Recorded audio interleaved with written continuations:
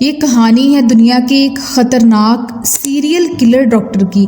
एक ऐसा शख्स जिस पर लाखों लोग भरोसा करते थे, लेकिन कोई नहीं जानता था कि ये डॉक्टर इलाज के नाम पर लोगों को तंदुरुस्त नहीं करता बल्कि मौत के घाट उतारता है। डॉक्टर हैरोल्ड फ्रेडरिक शिपमैन एक जनरल प्रैक्टिस डॉक्टर और सीरियल किलर था। इसे तारीख के सबसे खतरनाक और होलनाक सीरियल किलर्स में से एक समझा जाता है।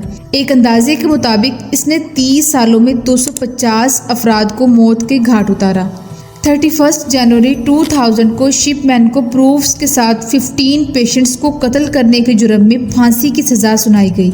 इसकी सज़ा में रिहाई की कोई गुंजाइश नहीं थी, लेकिन 13 जनवरी 2004 को अपनी सालगिरह के एक दिन पहले शिपमैन ने सेल में फांसी लगाकर खुदकुशी कर ली। लेकिन सवाल यहाँ ये पैदा होता है कि 23 सालों तक मुसलसल लोगों को झूठ बोलते हुए आखिर इसके काम के दौरान कहाँ गलती हुई जिससे ये पकड़ा गया।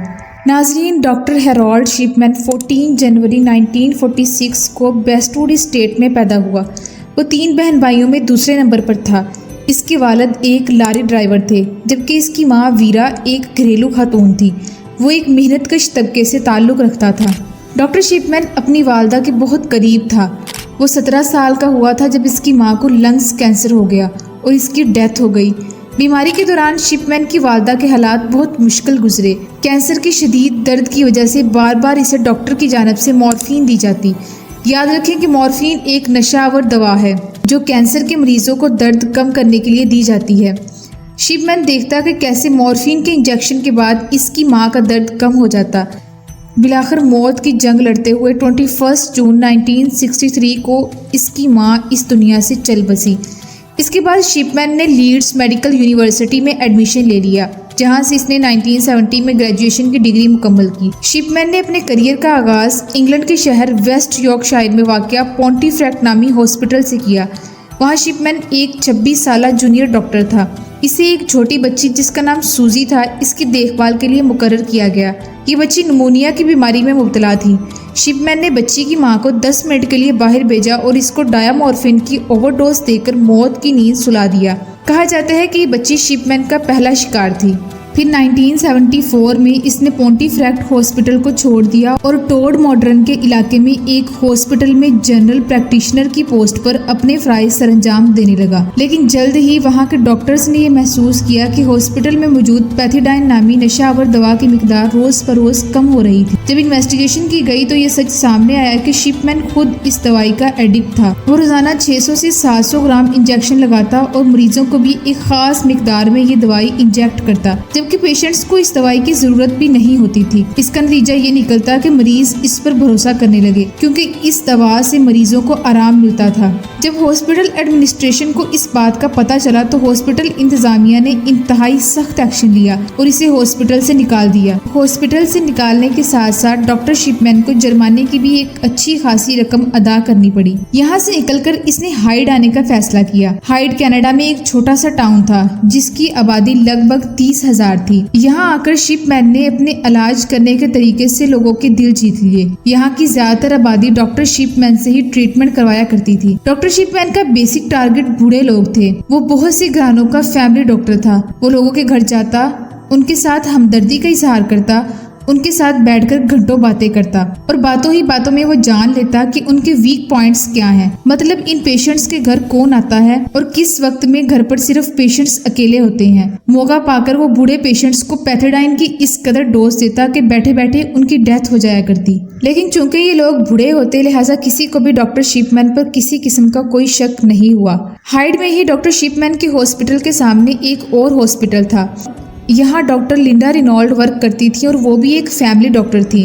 दरअसल डॉक्टर शिपमैन पर सबसे पहला शक डॉक्टर लिंडा को ही हुआ। डॉक्टर शिपमैन के पेशेंट्स के मरने के बाद उनका जो डेथ सर्टिफिकेट बनता, इस पर 2 डॉक्टर्स के सिग्नेचर होते थे और अक्सर इस बनने वाले डेथ सर्टिफिकेट पर डॉक्टर लिंडा ही साइन करती। एक लंबे अरसे तक डॉक्टर लिंडा ने नोट किया कि डॉक्टर शिपमैन के मरीज अचानक मर जाते हैं। हर 10 दिनों में एक मरीज मरता है।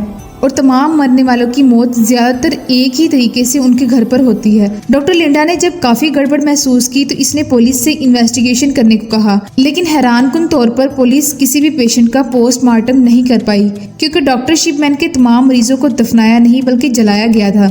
एक्चुअली क्रिश्चियनिटी में एक कॉन्सेप्ट है कि कुछ लोग तो अपने प्यारों को जलाते हैं और कुछ दफना देते हैं। डॉक्टर शिपमैन के सारे मरीजों को जलाया गया था। मिलाकर जब कोई सबूत नहीं मिला तो इन्वेस्टिगेशन को रोक दिया गया। लेकिन एक कहावत मशहूर है कि जब जुल्म हद से बढ़ जाए तो मिट जाया करता है। डॉक्टर शिपमैन के साथ भी कुछ ऐसा ही हुआ। हाइड में इसका आखिरी शिकार कैथलीन ग्रंडी थी। ये हाइड की साबका मैयर रह चुकी थी। शिपमैन इसका इलाज कर रहा था। एक शाम इसको अकेले पाकर शिपमैन ने इसे डायामोर्फिन की ओवरडोज दी और कैथलीन कुर्सी पर बैठे बैठे ही मर गई। इसे जिंदा देखने वाला आखिरी शख्स शिपमैन ही था और इसके डेथ सर्टिफिकेट में मौत की वजह बुढ़ापा यानी ओल्ड एज लिखी गई। ग्रंटी की बेटी एंजीला वोडरफ, जो कि एक वकील थी, अपनी मां की आखिरी वसीयत देकर हैरान रह गई। एंजीला को ये वसीयत इसकी मां के वकील ने हैंडओवर की थी और बताया था कि ग्रंटी ने एक घर डॉक्टर शिपमैन के नाम कर दिया है। डॉक्टर शिपमैन चूंकि उनका फैमिली डॉक्टर था, इसलिए एंजीला को इस बात पर कोई शक नहीं हुआ। लेकिन एंजीला को हैरानगी इस बात पर हुई कि इसकी मां के 2 घर थे, तो फिर इसने दूसरे घर का और वसीयत में एंजीला का जिक्र क्यों नहीं किया। एंजीला ने इन्वेस्टिगेशन स्टार्ट करवा दी। तहकीक के दौरान पता चला कि ग्रंटी को डायामोर्फिन की बहुत बड़ी मिकदार दी गई थी, जबकि ये दवा कैंसर के मरीजों को दी जाती थी और ग्रंटी को ऐसी कोई भी बीमारी नहीं थी। ग्रंटी ने जिस कंप्यूटर पर अपनी आखिरी वसीयत टाइप की थी, इसकी हिस्ट्री से पता चला कि ये वसीयत ग्रंटी की मौत के बाद लिखी गई थी और टाइपराइटर किसी और का नहीं बल्कि डॉक्टर शिपमैन का था। एक लंबे अरसे तक इन्वेस्टिगेशन के बाद डॉक्टर शिपमैन को गिरफ्तार कर लिया गया। पुलिस ने शिपमैन के साइन किए गए डेथ सर्टिफिकेट्स की भी इन्वेस्टिगेशन की, जिसमें 15 केसेस चूज करके उनका तफसीली जायजा लिया गया। जो डेथ सर्टिफिकेट्स शिपमैन ने बनाए थे, इन मरीजों की डेड बॉडीज को निकालकर जब पोस्टमार्टम किया गया तो पता चला कि शिपमैन बहुत ज्यादा मिकदार में मरीजों को डायामोर्फिन देता था, जबकि डेथ सर्टिफिकेट्स पर नेचुरल डेथ लिखा करता था। मजीद ये कि तमाम अमवात एक ही वक्त में होती थी। जज ने 15 अमवात के जुर्म में शिपमैन को 15 दफा फांसी की सजा सुनाई, लेकिन 2004 में इसने बेडशीट को जेल की सलाखों से बांधकर खुदकुशी कर ली। लोगों का कहना है कि शिपमैन ने 58 ईयर्स की उम्र में इसलिए खुदकुशी की ताकि इसकी बीवी को पेंशन मिल जाए, क्योंकि अगर वो 60 साल की उम्र में मरता तो इसकी पेंशन भी इसके घर वालों को ना दी जाती। एक्सपर्ट्स का कहना है कि शिपमैन की साइकी के पीछे का रीजन इसकी अपनी मां की मौत की वजह से होने वाले गहरे असरात थे।